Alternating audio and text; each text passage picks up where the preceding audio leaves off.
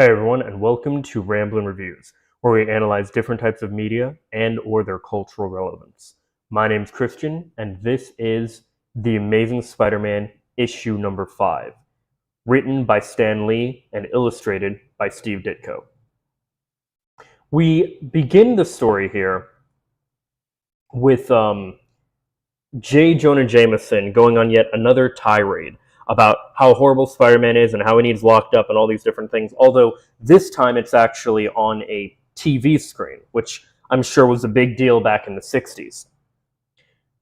Peter approaches his classmates who are watching the TV and all this, and they're kind of talking about how JJ's probably wrong. Flash Thompson even mentions how, I think Spidey's great. I really like the guy. And Peter, we have this moment where Peter, I really like this moment because this is one of those ones where Peter is choosing to do something to hide a secret identity, to keep his secret identity hidden, that is against what he actually believes as a person. He has to make Peter look bad to keep Spider-Man safe, essentially. So specifically, or to keep his secret identity safe. And we have this moment here, and I love, there are a lot of these times where Steve Ditko would draw Spider-Man, where you'd have half of him as Peter's face and half as Spider-Man's face, as a way to signal to the reader, that this was a moment where his worlds were colliding, or he was referencing something about Spider-Man or something like that. And what's happening specifically here is, Peter is thinking here and decides, I got to do something to keep my identity secret. I'm gonna agree with JJ. So he does. He says, he's like, I don't know. JJ could be right. We don't. Nobody really knows Spider-Man. And Flash and the rest of the guys are very against this idea and everything. They're, oh, of course you'd think that and kind of take shots at his masculinity kind of thing, right? As they tend to do, right? You're in the wrong place anyhow. This is, as he says, this is a bowling alley, not a knitting parlor. So, again, this is something where, people who actually want to have fun do, not loser, knitting parlor, as he mentions there. We cut to the lair of Dr. Doom in another part of town. Dr. Doom, of course, being the main villain of the Fantastic Four, is thinking about how I've never been able to beat the Fantastic Four, but if I had Spider-Man on my side, I'd stand a chance. So he wants to, recruit Spider-Man to fight alongside him. And we have a moment where I mentioned I didn't like this when they had the Vulture do this. Or was it the Vulture? No, when they had the Chameleon do this in issue number 1. I don't like Dr. Doom doing this either. He has a spider trapped, and he uses its energy to send a signal that only spiders can hear, and therefore the signal, only Peter can hear it because of his spider sense, and he hears this, Dr. Doom talks to him through essentially this megaphone here that's connected to the energy of the spider, if you will. And again, this is one of those things where I just don't like it. Just because he is Spider-Man, just because he has the abilities of Spider-Man doesn't mean, the abilities of a spider doesn't mean he hears things and such like a spider. It's just annoying to me when these kind of things occur. But I don't know. It is what it is, I suppose. In any case, Spidey tracks down the signal once again and finds that it was Dr. Doom who was calling him. When he reaches his lair and begins talking to him, I do want to point out that there's this little error here, and this has happened before, and it may happen again, where you'll notice in this panel, Peter doesn't actually have the spider symbol on the front of his chest. I think Ditko just forgot to write it, or draw it rather. Although I do want to mention as well, we do see that Spidey actually has red and blue, I'm noticing, as opposed to the red and purple that he would have a lot of times as well in a lot of the earlier issues, so that's pretty cool. The purple might kind of be a way of distinguishing night from day, which on a side note, and when I find direct examples of this kind of thing, I'll be happy to put like show those examples. But I really don't like how it's very difficult to me. I feel like to tell when it's night or when it's day in a lot of early comics because they'll still have the sky blue and they'll say, "Oh, it's nighttime." It's like, what? Like that's not night. That's There's a lot of coloring issues I have with comics. I don't like how comics insist on using blue in place of black.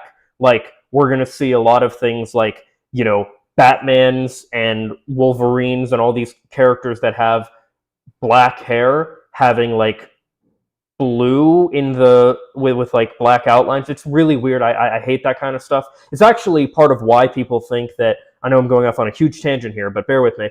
It's actually a big part of why 2099 Spider-Man Miguel O'Hara has a blue costume now, because originally it was supposed to be black, but there was a printing error and they made him completely black, or completely blue, his costume that is, as opposed to the black with blue shading that is so common in many things that are black. So yeah, in any case, it bugs me. So I just want to get that out of the way, and I'll definitely point that out when we have actual examples to look at it. But yeah.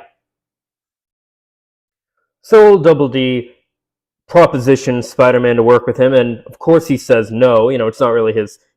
He says, I'm not working with anyone, psychotic like you in the first place. Doom gets mad at him, of course, for rejecting his offer, and Spidey tries to web him up, but realizes that it was a fake. It was a robot that he was attacking, so to speak. He was just shooting some webbing on him, so yeah, not really much of an attack, but in any case. Now, Doctor Doom has the place rigged with traps, so he triggers a trap door that Spidey's able to jump out of the way of, and the two of them begin fighting for a bit, while Doctor Doom ends up using his, as he calls them, miniature finger guns. I wanted to show this off because it's a really interesting attack Doctor Doom has that I don't think is used a lot in media outside of the comics, and I'm not sure if it's even used much today. And I think it's actually kind of cool. It's a little hokey, you could say, but I think it's pretty cool. He shoots lasers out of his fingers. I like that. I like when characters have projectile attacks in general. So, and I do want to point out as well that we see yet another error where Spider-Man is once again missing his symbol on the front of his costume. I don't know why that happened. My guess would be that Ditko was essentially rushed when making these and didn't always have time to put on finishing details like that. But in any case, the two of them are fighting for a while until Doom is able to ultimately throw him out of the building into the water below. Now, as he's getting away, because of course Doom gets away, he triggers the place to blow up. So as the place is blowing up and Spider-Man's escaping the explosion, everyone's looking at him thinking like, oh, look, he must have caused the explosion. He's, again, we're seeing the harm that JJ especially is doing to Spider-Man's reputation and things of that nature. Spidey gets pictures of said fire, takes them back to JJ, and he's even like, all right, I'll take your pictures, but what I really want are pictures of Spider-Man. And Peter kind of calls him out. He's like, listen, I don't know, man.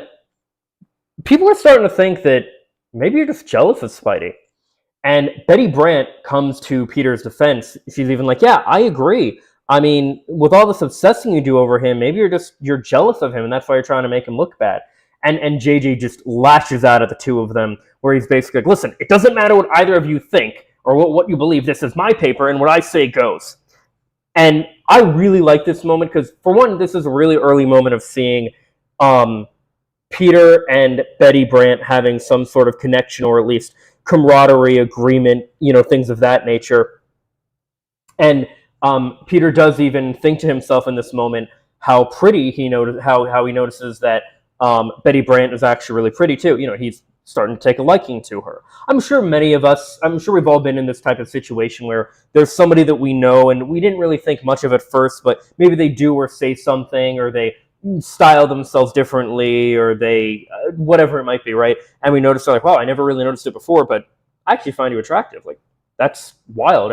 And that's essentially what Peter's happening here. He's been very focused on Liz, of course, for a while, but now he's seeing other women. Now, I do want to take a moment to mention this as well, and I'm going to get into the specifics of this more later, but the problematic age difference between Spider-Man, or Peter Parker, and Betty Brant does absolutely need to be addressed.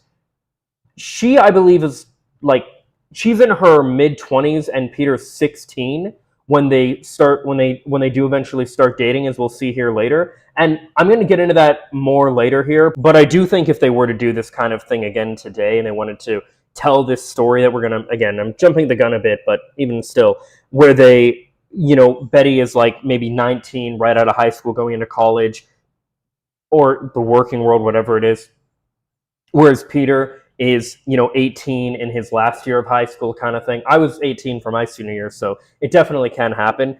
And you don't lose anything by having him be a senior rather than a junior. Like, it doesn't change anything if it's his last year of high school where he has 2 years. So, but it is definitely worth looking at and kind of examining and looking at, like, yeah, that's not great that there was this like 16-year-old dating this like 23, mid-20s, whatever she was, woman. Like, that's not okay. It's not okay when the man is significantly older than the woman. Not okay when the woman's significantly older than the man. It's not okay in that kind of thing, regardless of the gender. But in any case, moving forward. Now, what Peter said to Flash earlier really got under his skin, because what he decides to do, and I really like this moment, because he decides to dress up as Spider-Man, and his whole plan essentially is to find Peter, knock him down, like push him over or something, or just kind of like freak him out and be like, "Hey, heard you've been talking shit. Like, don't fuck with me, kid," kind of thing, right? Like, he wants to really intimidate Peter and all these different things. And I really like this. I think it's a hilarious bit, a hilarious premise here. Meanwhile, Dr. Doom's in his lab devising a way to essentially get back at Spider-Man for their confrontation earlier, and decides that he's going to capture Spider-Man. And one of the things he decides a bit later is to use him as leverage against the Fantastic Four, but we'll get to that later. The point is, he thinks he's found Spider-Man, and he's just kind of walking along because we have Flash dressed up as Spider-Man, ready to... He's... I love this shot here, because the two of them are on opposite sides of the fence. Peter is just walking along, just walking back home from the Bugle. Flash is on the other side of the fence, getting ready to jump out and spook Peter. And then we have Dr. Doom come along and shoot Flash with this knockout gas, where he's then able to, have Flash knocked out and take him back. But I love this moment because, like, it's funny, it's dramatic, it's like classic Spider-Man, really. These kind of things, these kinds of moments, and this way of storytelling and all this are very, very much what Spider-Man is all about, and I love it. So Peter gets back home completely unaware of the situation. Aunt May's watching TV, and all of a sudden the broadcast gets interrupted as Dr. Doom comes on the screen and explains how he's got Spidey trapped, he's kidnapped him, and he is going to kill him in an hour unless the Fantastic Four completely disband and just, completely break up, are no longer a team, no longer an issue, all these different things. We have this little plot point here as well, where, so first we have Liz actually calls Peter, and she's like, "It's horrible, did you hear what happened to Flash, blah, blah, blah." And he's like, "No, I haven't. I can't do anything about it, though." And obviously she doesn't know he's Spidey, so she doesn't know that he can. But at the same time, he's thinking, like, this is great. Like, the guy who's been a thorn in my side for all this time, like, he's finished. I'll just let Dr. Doom take care of him. And, he really does kind of think about this for a minute of, like, what if I just don't do anything? Flash is gone. He's not an issue at all anymore. This is great. But, of course, his conscience kicks in, and he decides, no, that wouldn't be the right thing. I gotta do the right thing. And we have this little plot point, and I I don't understand. It doesn't really go anywhere, as we'll find later. But the power goes out, and Aunt May has Peter, go check the power. He sees that it's out like altogether. There's nothing they can do. Now, maybe the point of this is just to give him an excuse to leave. That could very well be the reason why this was written. Um, you know, he notices, and she notices even that, like, we must have blown a fuse and there aren't any more in the house. I don't listen. I'm not a house repair technical kind of guy. I live in an apartment, and anything that needs repaired, they do for me. I don't know if fuses, like, she says we blew a fuse and we don't have any more. So Peter offers to run to the store and get some. I don't know if that's a thing that you can just, like, buy fuses. Well, I know years ago my dad bought me, like, a box of car fuses because I blew a fuse in my car. Maybe they work the same way. They're these little, like, colorful. They almost look like chips, like computer chips. But in any case, I don't know. Like, I wouldn't think that you can just buy a fuse and replace it. I would think you'd have to. I don't know. I don't know this stuff. Point is, I think this writing is really just an excuse to get Peter out of the house. And I love this shot, or this panel, because we have this moment where Peter he's just, like, very kind of reluctantly suiting up as Spider-Man. He's like, "All right, I'm gonna go do the right thing. I'm gonna go save Flash. Like, I really don't want to do this, but I'm gonna go do this. Kind of, it's the right thing to do. I'm a hero." All this kind of thing, right? And I really like this moment because, he's conflicted. This is one of those things where he really is between, let this person, die. This person's been an issue for me. Let him die, or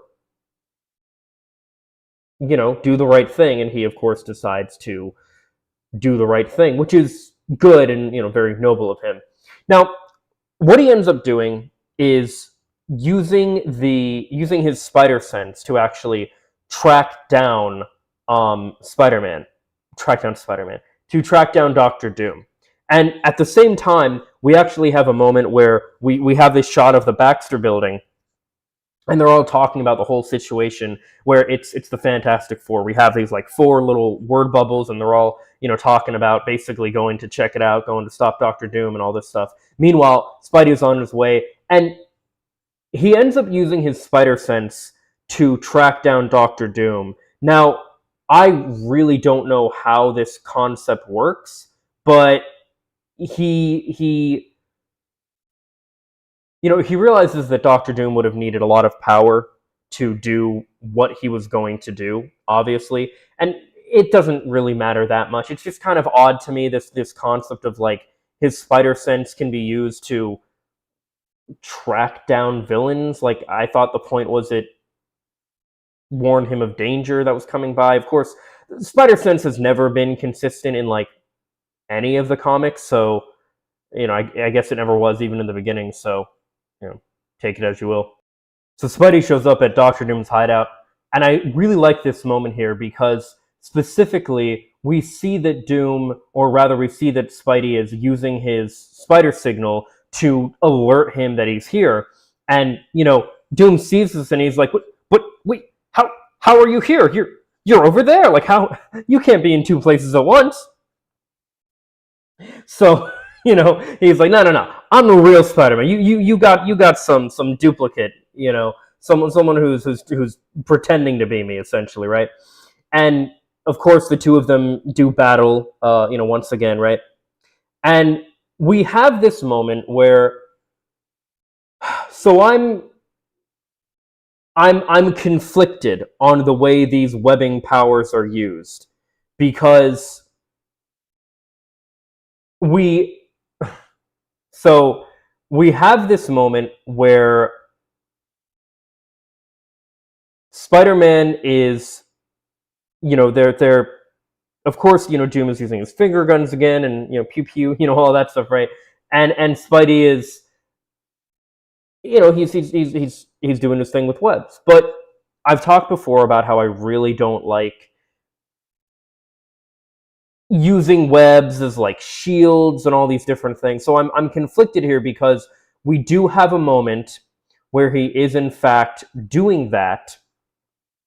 But so we have this moment where, he's like making balls of web that he's throwing at Doctor Doom as projectiles, like as they would later be known, at least in some of the video games and stuff, as web bullets or impact webbing. But we also have moments, and I really like that, except I don't like that it's like snowballs. He makes them like snowballs and he throws them, and I kind of like that. But what I really don't like are this thing. He like makes plates on lines of webbing that he uses to like protect himself from this falling thing of ice that Doctor Doom is sending at him. Doom is he's Spidey is in Doom's like main lair now, or at least one of his lairs. He's got a lot of these things, but of course this place has a ton of traps and different things, and I really do like a lot of what we see with Spider-Man, with going through all of these traps and stuff, all of these different things. There's this contraption where there's a bunch of balls kind of floating around this stick, it looks like, and they just kind of like fling around, and Spidey, he's able to get through them. Doom even kind of tells him, he's like, I'm going to use you as a guinea pig to test my different traps that I have. He sets the floor on fire, all these different things. All things considered, this is a very action-packed episode, I would say. Episode? A very action-packed issue that we're seeing here. This is the most action-packed issue, I think, that we've seen yet in the early comics of Spider-Man here. We've had a lot of kind of, smaller moments and stuff, I feel, but this, I think, is the most where we're seeing Spider-Man really being acrobatic and, avoiding traps in his way and fighting and just doing all these different more, action-oriented things, I would say. I know I'm just using the word action a lot, but I can't really think of a better word to say. But he lands on a panel where Doom electrocutes him, and Spidey thinking quick, decides to, he realizes that if he's being electrocuted here and magnetized to the floor, he can direct that same energy to Doom by shooting web on him, getting the same thing done to him, and all this different stuff. Like I said, this is a very action-packed issue in general. Basically, as Spidey gets out of one trap or is able to turn it around on Doctor Doom, he has another one lined up waiting for him as Doctor Doom's, I don't want to say clone, but like his mechanical duplicate returns. Spidey's able to take him down pretty quickly as well. And again, it's just trap after trap. It's event after event. It's like this issue just doesn't stop. There's this machine that there's a word for the type of thing that this is, this type of event, because there's this moment where there's this giant machine that's just like shooting down this energy, and of course it's going to vaporize Spidey if he touches it, and Doom is holding him, really trying to shove him into this. I don't know what this type of event is, but you see this in a lot of different action things, be it like an action an action character movie or something, or a superhero, I don't know, TV show or movie, or just this kind of thing where this character is being pushed up against or held to this this thing that's going to vaporize them, or like we see it with Blades. It happens, being held on a conveyor belt, and anyway, Spidey twists himself and Doctor Doom in such a way where they like hit the control panel and end up destroying the machine. But the fight's not over. Like I said, this is such an action-packed issue, and I understand that I'm doing a lot of just kind of explaining what's happening on the pages here rather than giving much commentary, but this is just a very kinetic fight, and I highly recommend you reading this for yourself, however you can. But it is like it's just so it's very action packed. But as Doom has Spidey on the ropes, he's about to kill him. He's about to deliver the final blow when out of nowhere the Fantastic Four appear. Doctor Doom sees the Fantastic Four's car, the Fantastic Car, as it's called. No, that's not a joke. It's actually called the Fantastic Car. He sees it right outside and runs away. Like, he just runs away all cowardly because the Fantastic Four show up. Now, I take a little bit of issue with this, that they are, okay, I'm going to level with you here. To me, personally, and this is changing a bit as I'm reading the comic with Fantastic Four, similar to as this is changing with my view with Superman as I read the Superman comics. The Fantastic Four are lame as fuck. I don't like their matching costumes. I don't like how one of them, like, two of them has extremely lame powers. Like, one can just turn invisible, and one can stretch. Like, I'm sorry, those are lame powers. I do not like the Fantastic Four at all. I don't like their things like the Fantastic Car. Like, that's so, like, it's so lame. And I know there are ways to make those things cool, like the Batmobile sounds lame, but I don't know, Batman just has this like edge to him, and he's cool that like it just works for him. But I don't know, the Fantastic Four has always been super lame to me. But again, that is changing as I read the comics, but it's just, oh man, I just don't like, conceptually the Fantastic Four and how it might have more to do with their portrayal as opposed to how they are in their action. Because again, Superman's a good example of this too, where it's like, I thought that I didn't like Superman, that I thought I was lame, and there's like a good, I think, not TikTok, but it's like a YouTube short. It might be a TikTok as well, where it's basically explaining that people who think Superman is lame haven't read the comics and don't know Superman from the comics, because he is lame in a lot of his material, especially the live action movies. I'm sorry, but like, there is no villain that he fights in the Christopher Reeves movies, which is the Superman that I kind of grew up with when I was a little kid. And I'm going on a huge rant here, but I really don't like a lot of these. Like Superman and the Fantastic Four, they're just so lame to me, and they're like pinnacles of heroes. So when you have a character like Doctor Doom running away scared and everything, it's so, I don't know, man. Yeah, I don't know. But in any case, in the world of Marvel and everything, the Fantastic Four are a big deal. They're like extremely revered and stuff, so it is what it is. But man, do I just not care and just not buy it. I'm like,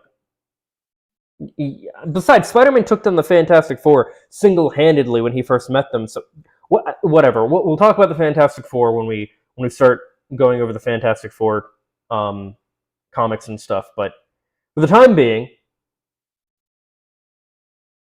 Peter gets out.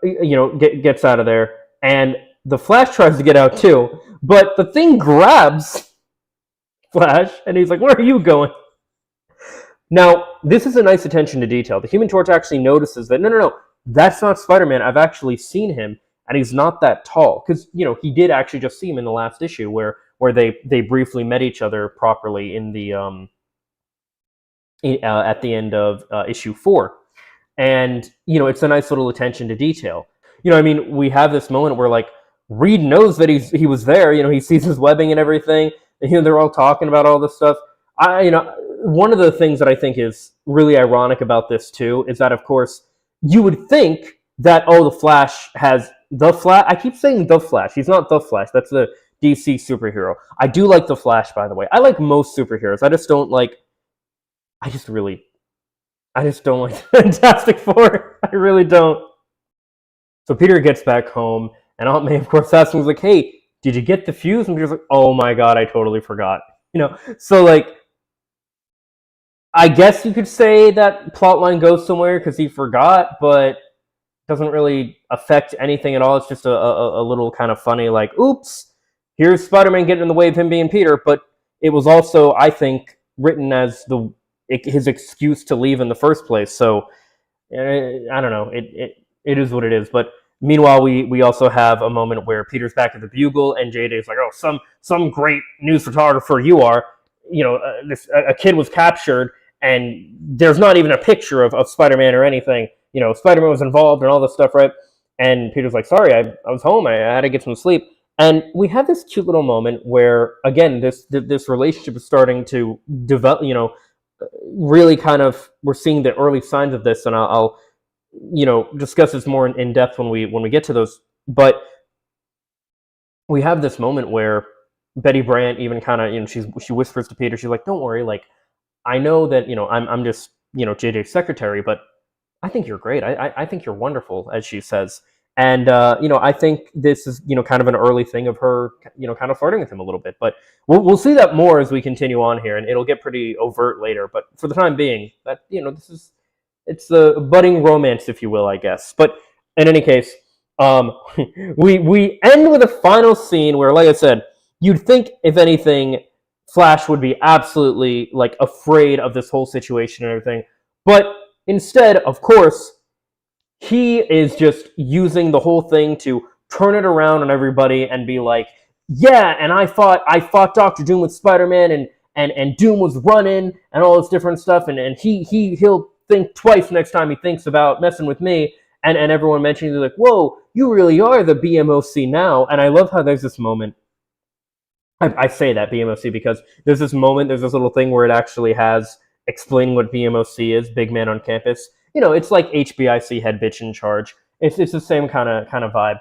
And Peter's just there like, "Oh God, like, I might as well just face it. I have nothing but bad luck." I mean, some of his luck's gonna get pretty good later here, but right now, yeah, it's just like that old Parker luck, as it's called.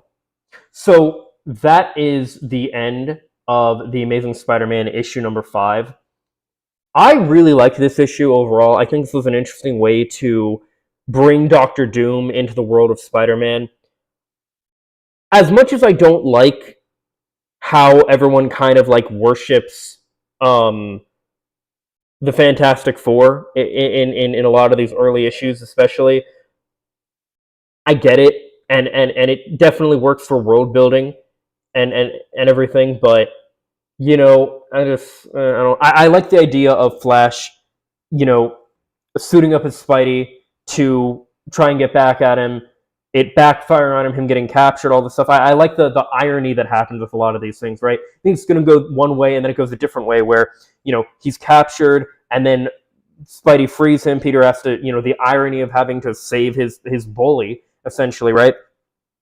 And then that kind of goes another way and all these different things. And I really like the way this story was told in general. It was a really, really good story. That middle part where there was just all that action is, again, if you can find this issue, please definitely read it because it's a very good issue. And that piece where there's all that action, again, is just like absolutely incredible. But in any case, that's it, for this one. Like I said, I quite liked it. It is interesting having Doctor Doom be like the villain for Spider-Man here, but they they were, and he actually worked pretty well as a villain for him in this issue. So it's Spidey's first crossover villain, actually. So that's kind of interesting too. First time he's fighting a villain from a different superhero's villain, if you will, or enemy, whatever. In any case, as always, guys, these are just my thoughts. Let me know what yours are in the comments down below. Subscribe and ring the bell to stay up to date. Leave a like if you like, and if not, I hope you find something to do like. Later, guys. Peace and love.